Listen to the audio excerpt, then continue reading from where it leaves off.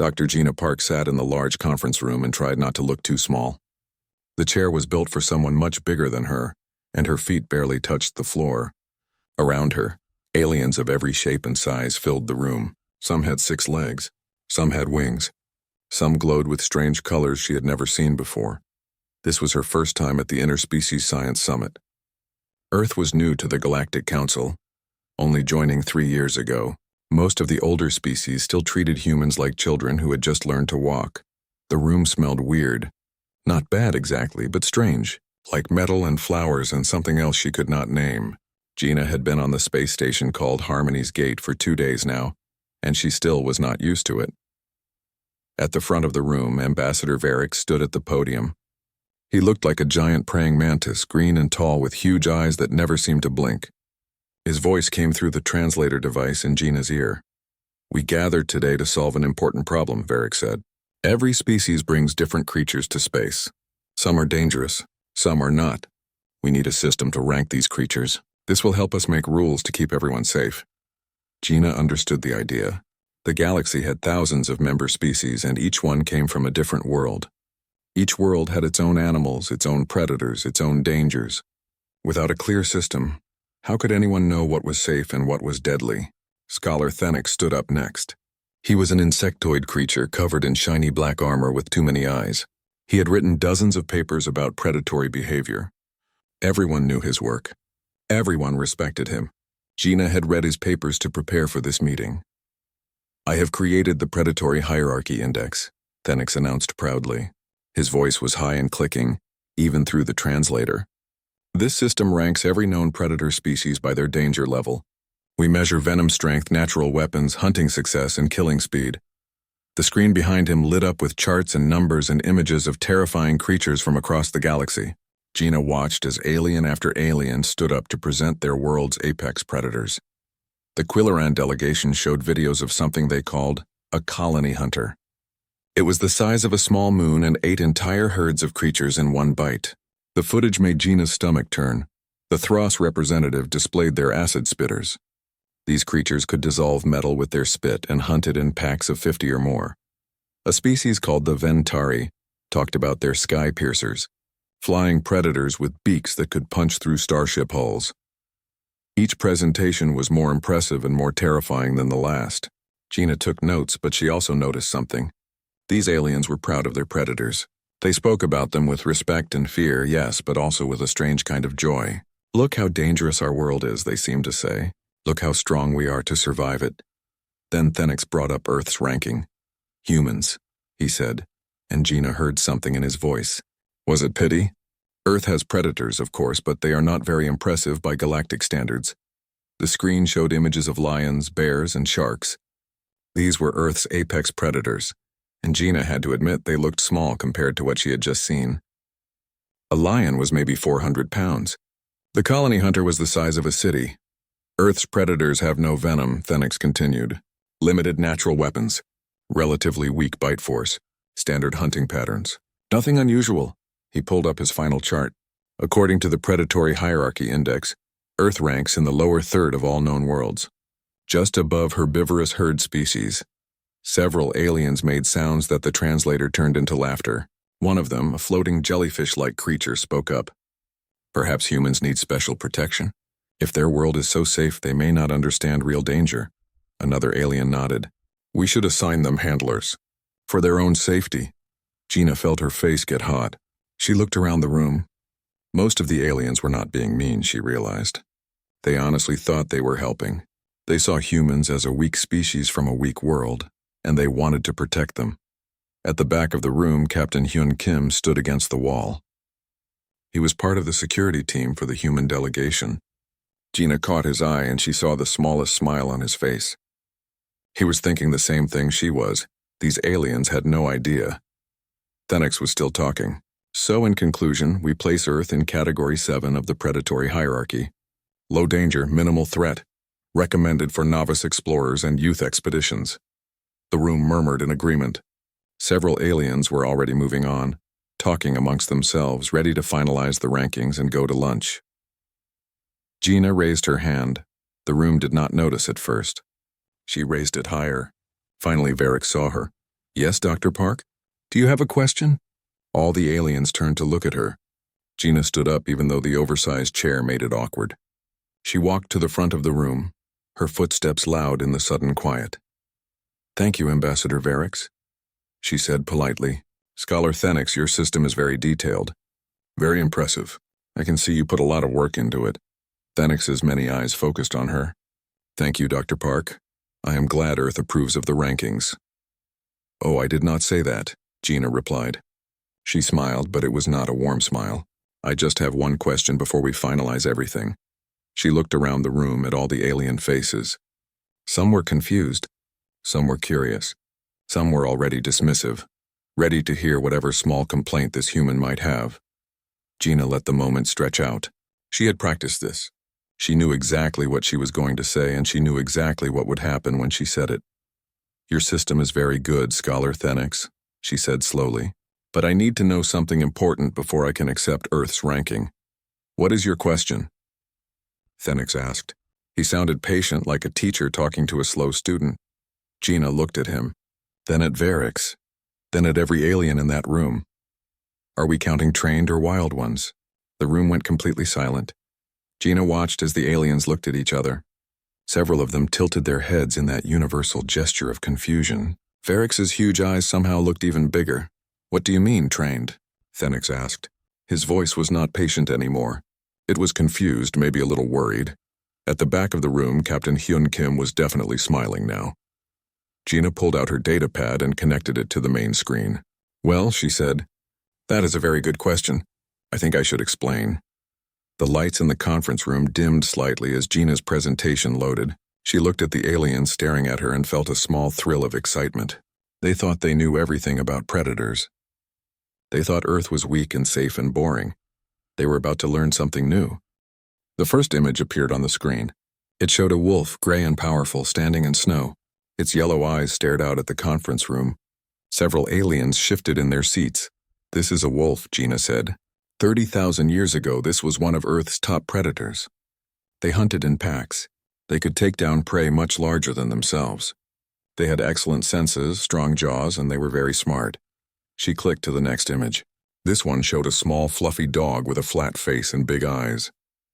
It looked ridiculous next to the wolf. This is also a wolf, Gina said. The room erupted in confused chatter. The floating jellyfish alien made a sound like bubbling water. That is not the same creature, it said. You are right, Gina agreed. But they are the same species.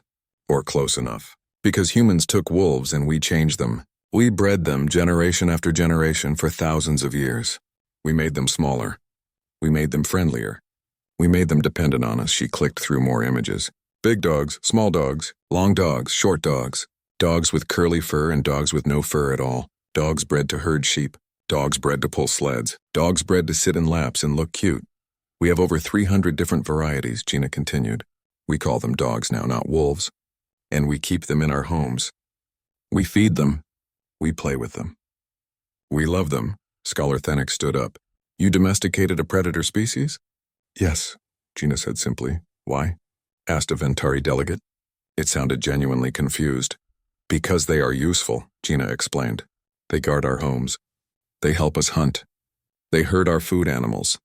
They find lost people. They detect dangerous substances. They provide companionship. Some people train them for military work. Some people just like having them around. She pulled up a statistic. As of our last count, humans keep approximately 900 million dogs on Earth and our colonies. The number hung on the screen. 900 million.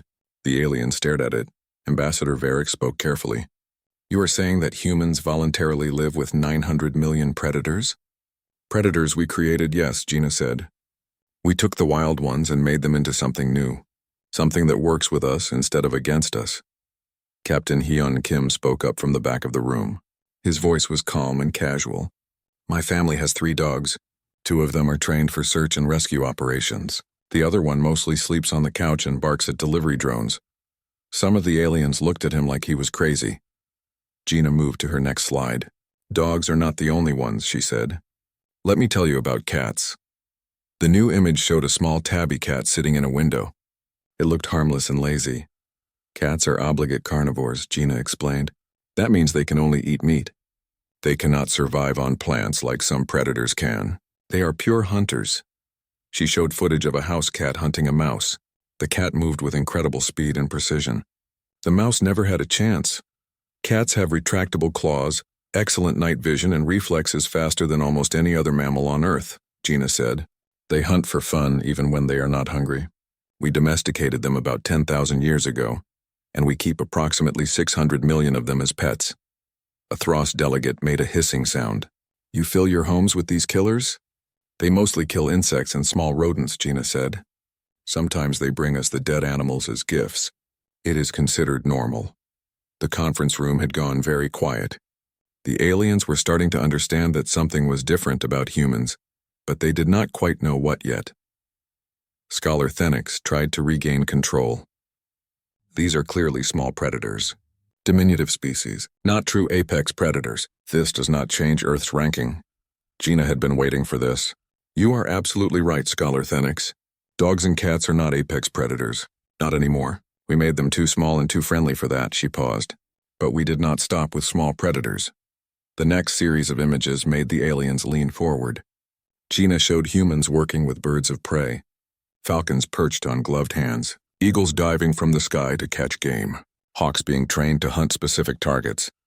Falconry has been practiced on Earth for over 4,000 years, Gina said. We train raptors to hunt for us. Some of these birds can kill prey as large as young deer. She showed dolphins next, sleek and beautiful, swimming alongside human divers.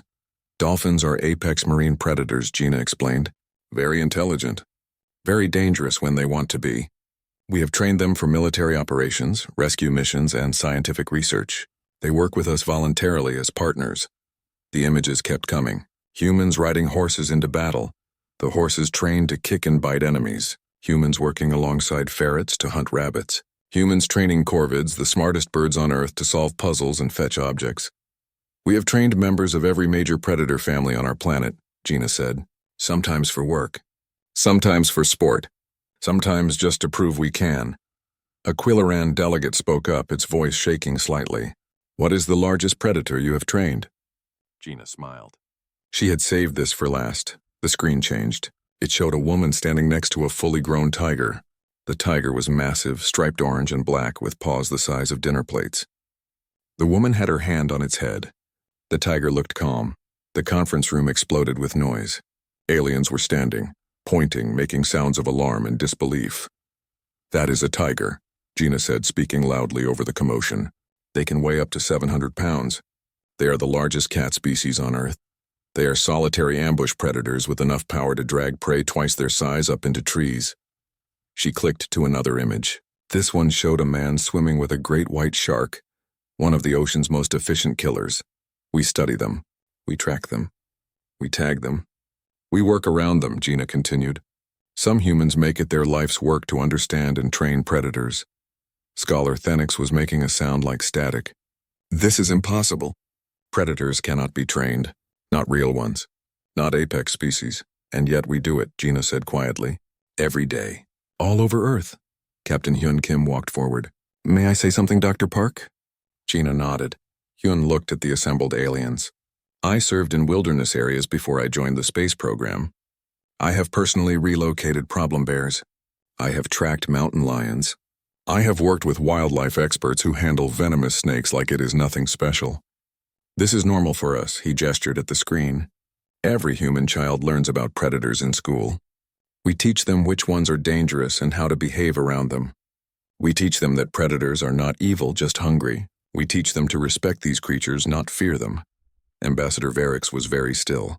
Dr. Park, he said slowly, why are you telling us this? Gina looked at him. Because your ranking system is incomplete, Ambassador. You measured venom and claws and bite force, but you did not measure something else. Something that might be more important. What is that? Varix asked. The ability to make other predators work for you, Gina said. The ability to take something dangerous and turn it into a tool. The ability to look at a killer and see a partner. She turned off her presentation. Humans do not have the biggest teeth or the deadliest venom. But we have something else. We have the ability to control predators, to train them. To make them ours. The room was silent. Every alien was staring at her now, and their expressions had changed. They no longer looked at her with pity or amusement. They looked at her with something else. Something that might have been respect. Or might have been fear. Scholar Thenix finally spoke. "I need to reconsider my data," he said quietly. The Galactic Council demanded proof. Ambassador Varix was polite about it, but firm. Images and videos could be faked. Stories could be exaggerated. If humans truly trained apex predators, they would need to demonstrate it. General Daewin Lee smiled when he heard the request. He was the head of the human delegation, a broad-shouldered man with gray hair and quiet eyes. He had been a soldier before becoming a diplomat, and he still moved like one. "We can arrange that," he said simply. "We brought some colleagues with us, for cultural exchange purposes." The demonstration was scheduled for the next day in the station's main cargo bay. The space was huge, designed for loading and unloading supply ships. The aliens set up seats at a safe distance behind a transparent barrier. Just in case Gina watched them prepare, some aliens brought recording equipment. Some brought weapons. The Throst delegation insisted on having security forces present. They did not trust that humans could really control predators. She could not blame them. If someone told her there was a species that casually trained apex predators, she would want proof too. Corporal Minho Choi arrived first. He was young, maybe 25, with an easy smile and calm movements. He wore the uniform of the Terran Defense Force. At his side walked a dog. The aliens stared. The dog was medium-sized, lean and muscular, with brown fur and alert eyes. It wore a vest that said "Working Dog" in several languages. Its name tag read Thunder. "This is all?" a Ventari delegate asked. "This is the demonstration? That small creature?" Minho smiled. "Thunder might look small, but he is very good at his job. Would you like to see?" The aliens agreed, mostly because they were disappointed. They had expected something more impressive. Minho spoke to Thunder in a calm voice. "Thunder heel."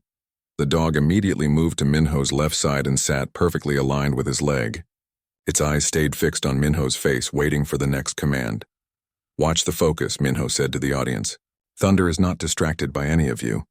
Not by the strange smells or the new environment. His entire attention is on me. That is training." He pulled out a small object and hid it somewhere in the cargo bay while Thunder waited. Then he gave another command. "Thunder seek." The dog's entire body changed.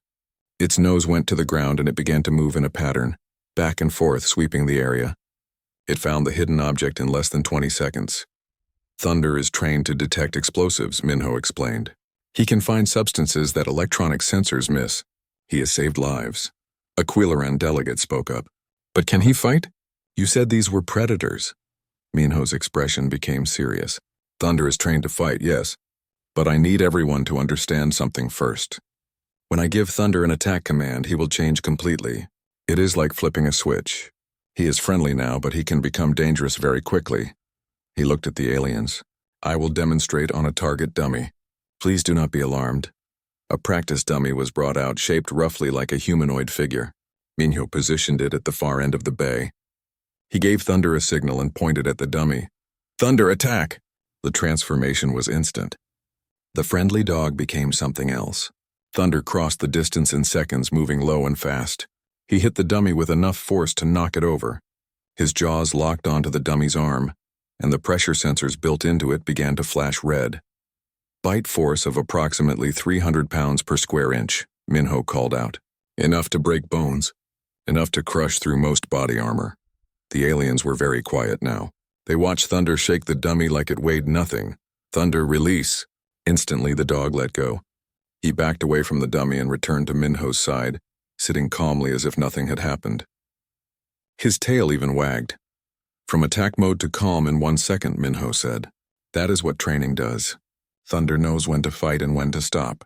He will never attack unless I tell him to, but when I do, he will not hesitate." Scholar Thenix was leaning forward now, his many eyes focused on the dog. "That is impressive," he admitted. "But you said you work with larger predators." Minho nodded. "I work with dogs because that is my specialty. But we have others here who work with different species." Ranger Suji Kang entered the cargo bay. She was a tall woman with long hair tied back and weathered hands. She worked in wildlife conservation on Earth, managing populations of dangerous animals. "I cannot bring actual predators here," Suji said. but I can show you recordings of my work. I apologize if it is less impressive than a live demonstration. She pulled up holographic footage. The first video showed her approaching a massive brown bear in a forest. The bear was injured, probably from a fight. Suji moved slowly, speaking in a calm voice, and the bear watched her but did not attack. This bear weighed approximately 800 pounds, Suji narrated. I was alone because the tranquilizer had not fully taken effect yet. You can see I am close enough that the bear could kill me easily. The aliens watched as Suji treated the bear's wounds, bandaging a cut on its leg while the massive animal lay still. Her hands never shook. The next video showed her in water, swimming near a great white shark. The shark was longer than she was tall. It circled her, curious, its black eyes watching. Sharks are often misunderstood, Suji explained. This one was not hunting. It was investigating. I stayed calm and kept my movement smooth. The shark decided I was not food and left. More footage played. Suji tracking wolves through snow. Suji relocating a crocodile from a residential area. Suji climbing a tree to check on a leopard's den. I am not special, Suji said. Thousands of humans do this kind of work. We manage predator populations. We treat injured animals. We study their behavior. We live alongside creatures that could kill us, and mostly, we do it without any problems. A Thros delegate finally spoke. Its voice was skeptical. This just proves humans are reckless. You take foolish risks. You have been lucky not to die. General Daewon Lee stood up. He had been watching quietly until now. When he spoke, his voice was calm but firm. We are not lucky, he said. We are prepared. Every human who works with predators goes through extensive training. They learn animal behavior. They learn warning signs. They learn when to back away and when to stand firm. He walked closer to the barrier. But you are right about one thing. These predators could absolutely kill us. We know that. Every person working with dangerous animals knows they are one mistake away from death. He paused. We just decided a long time ago that being killable was not a good enough reason to live in fear. Ambassador Varix tilted his head. General Lee, I must ask, what is Earth's actual apex predator? The creature at the top of your food chain? Gina and Hyun looked at each other. Gina had been expecting this question. That would be us, she said. Humans are Earth's apex predator. The aliens made sounds of disbelief. A floating jellyfish creature laughed, bubbles rising through its body. Impossible. You have no natural weapons, no armor, no venom. We do not need them, Hyun said. He walked to the front of the room. Humans are not ambush predators like cats. We are not pack hunters like wolves, not exactly. We are persistence hunters. He pulled up a new presentation on the holographic display. Humans can run for hours, days even. We sweat to cool our bodies, which means we can hunt in heat that would kill most predators. We can track prey across vast distances. We never give up. The presentation showed ancient humans hunting. They were not fast or strong, but they were relentless. They followed injured prey for miles and miles until the animal collapsed from exhaustion. Our ancestors hunted woolly mammoths, Hyun continued, giant creatures weighing several tons. We hunted them to extinction, not because we were stronger, because we were stubborn. He showed more data. Modern humans have hunted hundreds of species to extinction, some by accident, but many on purpose. We have killed creatures much larger and more dangerous than ourselves. We did it with tools, with planning, and with cooperation. Gina added, humans do not just hunt for food.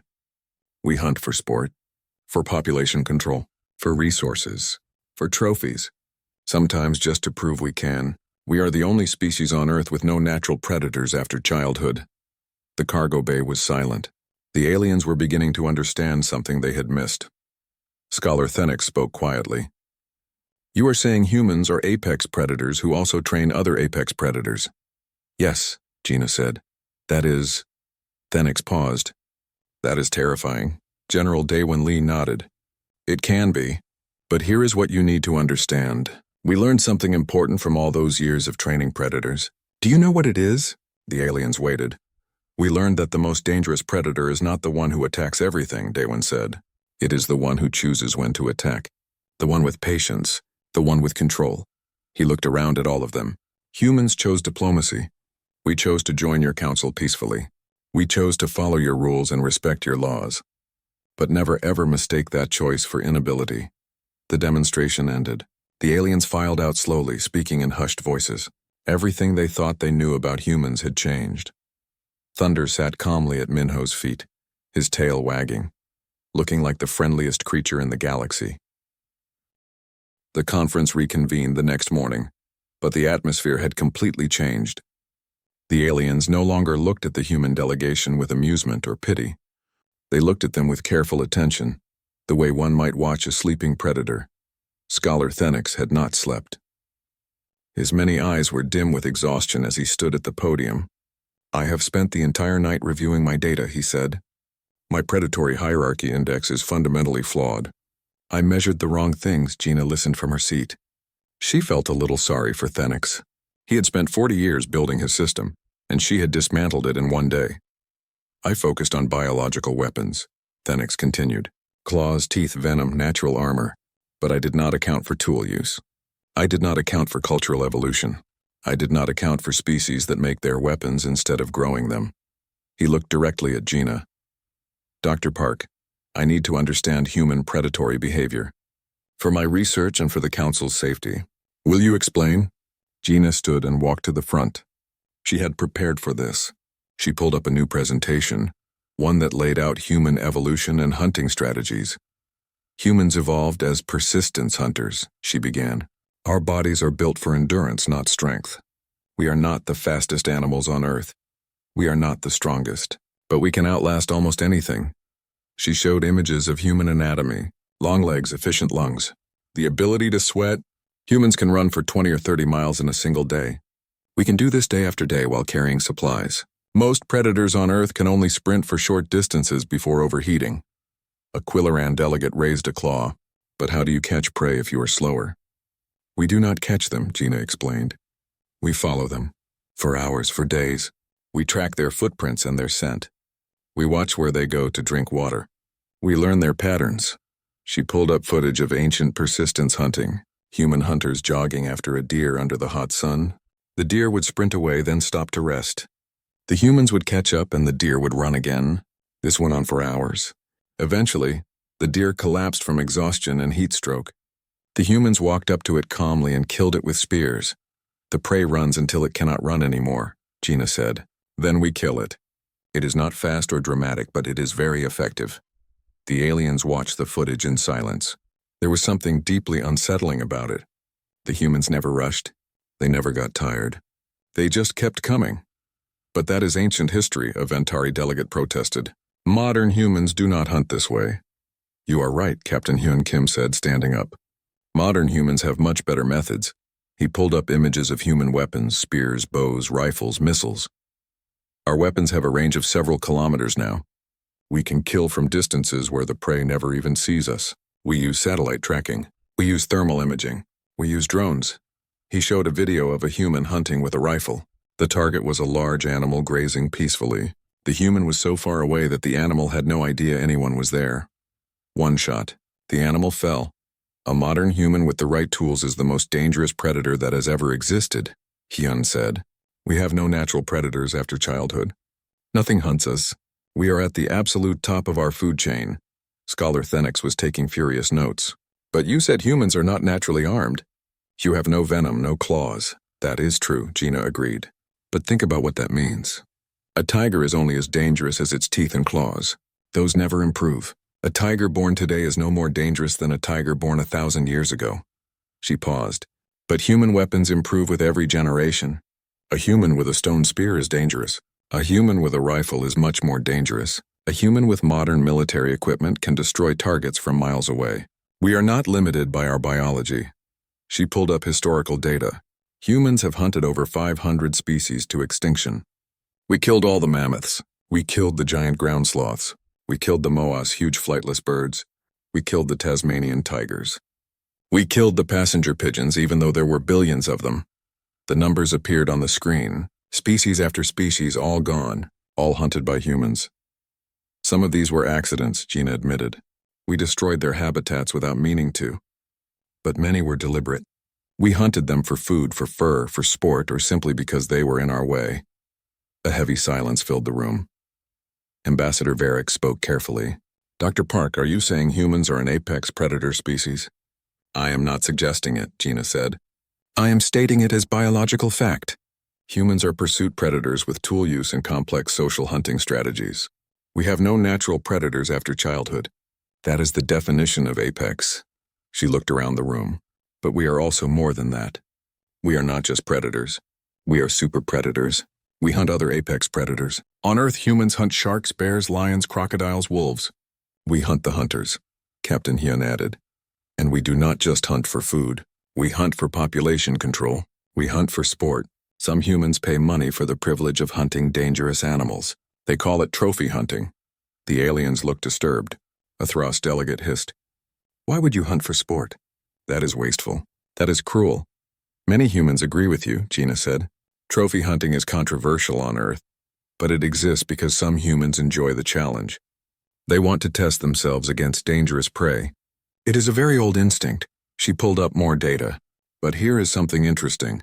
Humans also protect predators. We have laws against killing endangered species. We create nature reserves where hunting is forbidden. We spend billions of dollars on conservation efforts. Scholar Thenix looked confused. Why? If you are apex predators, why not eliminate all competing predators? Why allow them to exist? Gina smiled. Because we learned something important. A world without predators is not a safer world. It is a broken world. Predators control prey populations. They keep ecosystems healthy. Remove the predators and everything falls apart. She showed case studies. Places where humans had killed all the wolves and then deer populations exploded and destroyed all the plants. Places where humans had killed all the sharks and then other fish populations collapsed. We learned this the hard way, Gina said. We made terrible mistakes. We almost destroyed entire ecosystems. But we learned. Now we protect predators, even dangerous ones, not because we are afraid of them, but because we understand their value. A Quillaran delegate spoke up, its voice shaking slightly. Dr. Park, I must ask. If humans are apex predators, if you are this dangerous, why do you act so peaceful? Why join a diplomatic council? Why not simply take what you want?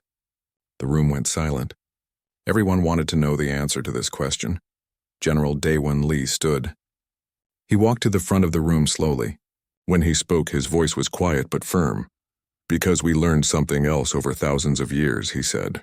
We learned that the most dangerous predator is not the one who attacks everything. It is the one who chooses when to attack. He looked at each alien in turn. Humans could be violent.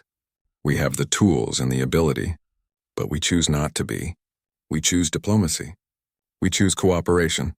We choose to follow rules and respect boundaries. He paused. But understand this clearly. That is a choice. It is a choice we make every single day. We chose to join your council peacefully. We chose to share our technology. We chose to follow your laws. He let that sink in. Never mistake that choice for weakness. Never mistake our restraint for inability. The cargo bay was completely silent. The aliens understood now. They were not looking at a weak species that needed protection. They were looking at apex predators who had decided to be civilized. Scholar Thenix finally spoke. Generally, I need to ask, what would happen if humans decided not to be peaceful? Daewon looked at him. That is not a question you want answered, Scholar. And it is not a question I will answer.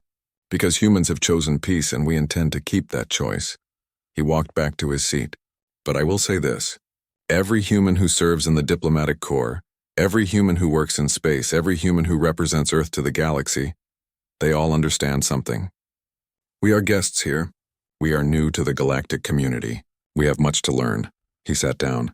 But we are also aware of who we are and what we are capable of. We do not need to prove anything. We just need to be ourselves. The conference went into recess. The aliens needed time to process what they had learned. As they filed out, Gina heard them talking in hushed voices. The humans sat together in a corner. Minyo scratched thunder behind the ears. Suji checked messages from Earth. Hyun reviewed notes. Do you think we scared them? Minyo asked quietly. General Daewon shook his head. We informed them. There is a difference. They needed to know the truth before they made decisions about us. Gina looked out the window at the stars. Somewhere out there was Earth.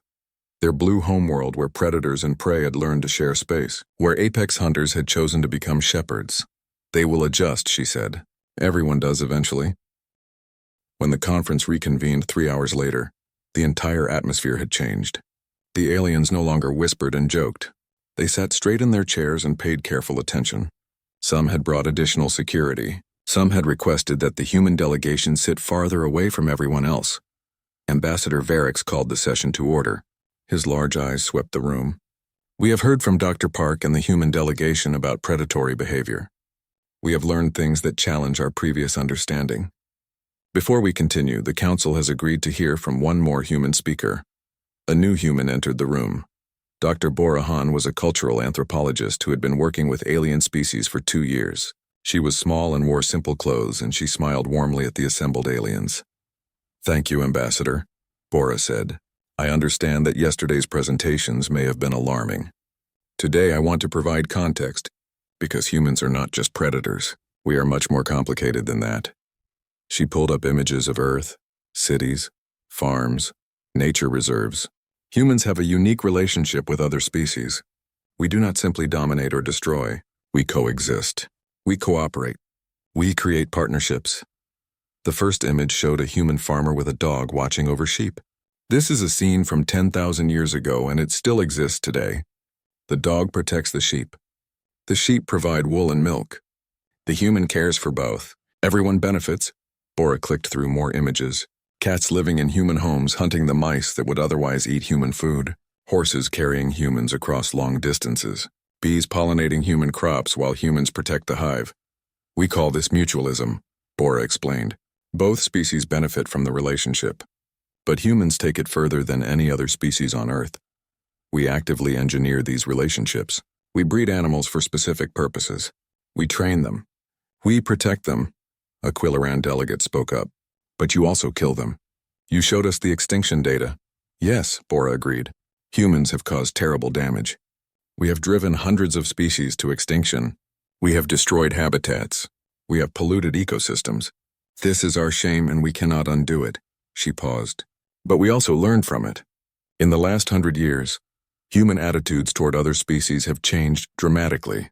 We created protected areas where hunting is illegal. We passed laws to protect endangered species. We spend enormous resources on conservation. She showed footage of humans working to save endangered animals, breeding programs for nearly extinct species, cleanup efforts for polluted areas, humans risking their lives to rescue trapped animals. We could have eliminated all large predators from Earth, Bora said. We had the technology.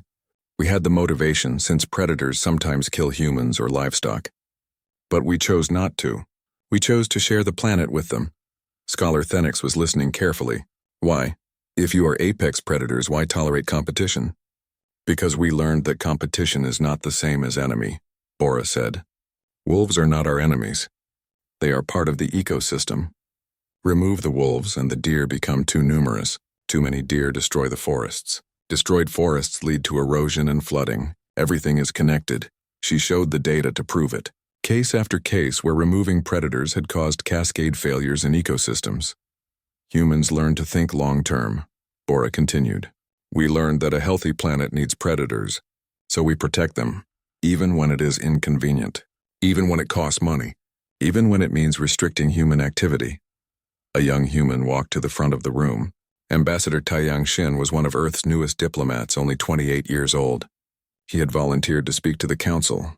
If I may add something, Taiyang said politely. Varix nodded permission. I represent the next generation of humans, Taiyang began. I grew up in a world where the Galactic Council existed, where we knew there were thousands of alien species, where we understood we were not alone. He looked at the assembled aliens. My generation learned from the mistakes of our ancestors. We learned about the extinctions. We learned about the destruction, and we promised ourselves we would do better. He pulled up images of Earth's current conservation efforts, thriving populations of animals that had once been nearly extinct, forests returning to health, oceans slowly recovering. We are not perfect, Taiyang said. We still make mistakes. We still struggle with balancing human needs and environmental protection. But we are trying. We are always trying to do better. Ambassador Varix shifted in his seat. Ambassador Xin, the Council needs to understand something. What does all of this mean for human integration into the galactic community? Taiyang took a breath. This was the important moment. His answer would shape how aliens viewed humans for generations. It means humans should be evaluated fairly, he said. Not overestimated as monsters. Not underestimated as weak. We are predators who chose civilization. We are hunters who learned the value of conservation. We are dangerous, but we are also capable of incredible restraint. He walked closer to the barrier between humans and aliens. Humans have a saying, "Speak softly and carry a big stick." It means you should be diplomatic and polite, but also be strong enough that others respect you. Taeyang smiled. That is what we want. We want to be part of this galactic community. We will follow the rules. We will be respectful. We will contribute positively. But we also want you to understand who we are. We are apex predators who chose to use our abilities for cooperation instead of domination. A long silence followed. Then Ambassador Varric spoke. What exactly can humans offer to the Galactic Council? Taeyang had prepared for this question. We can handle situations that other species find too dangerous.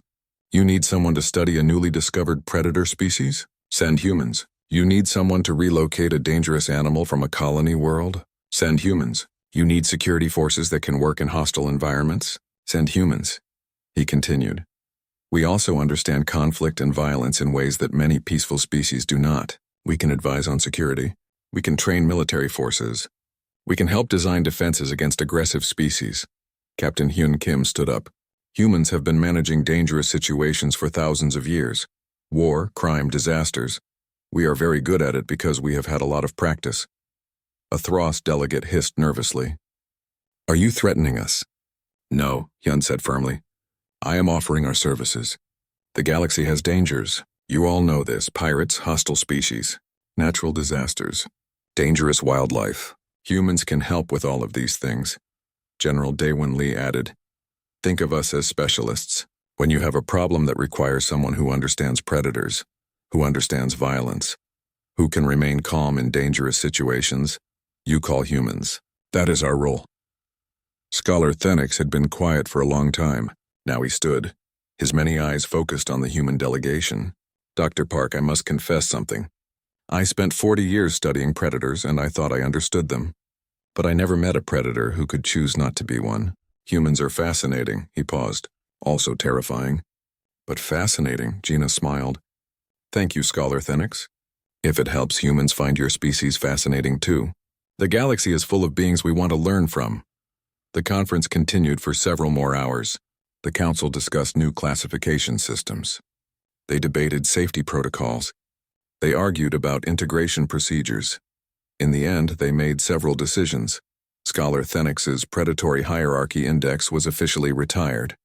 A new system would be developed that accounted for tool use, cultural factors, and the capacity for both violence and restraint. Humans would be classified as an apex predator species, but also as a cooperative diplomatic species. Both aspects were considered equally important. Earth would be invited to contribute to galactic security forces and wildlife management programs. Human expertise with dangerous species was recognized as valuable. All species would receive updated information about humans, making it clear that humans were capable of both great violence and great restraint. As the conference ended, aliens approached the human delegation with questions. Some wanted to know more about Earth. Some wanted to discuss potential cooperation. Some just wanted to understand. Gina found herself talking with a group of younger aliens who were fascinated by Earth's animals. They asked about everything. What did dogs eat? Were cats really that independent? How did humans train birds? She answered patiently, showing images and videos explaining the long history of human-animal partnerships. The young aliens listened with wide eyes. Captain Hyun Kim stood with Minho and Thunder. Several alien security officers wanted to observe Thunder's training. They watched as Minho demonstrated commands and they asked careful questions about methodology. One alien security officer asked, "Could we learn to train creatures like this?" "Maybe," Minho said. "It depends on your species and the creatures you want to work with. But humans could teach you, if you want." Ranger Suji Kang was surrounded by alien conservationists who wanted to know about Earth's wildlife management. They had similar problems on their worlds and thought humans might have solutions. "We have made many mistakes," Suji told them honestly, "but we learned from those mistakes. I would be happy to share what we know." General Daewon Lee met privately with the Council's military advisors. They discussed security arrangements and potential cooperation.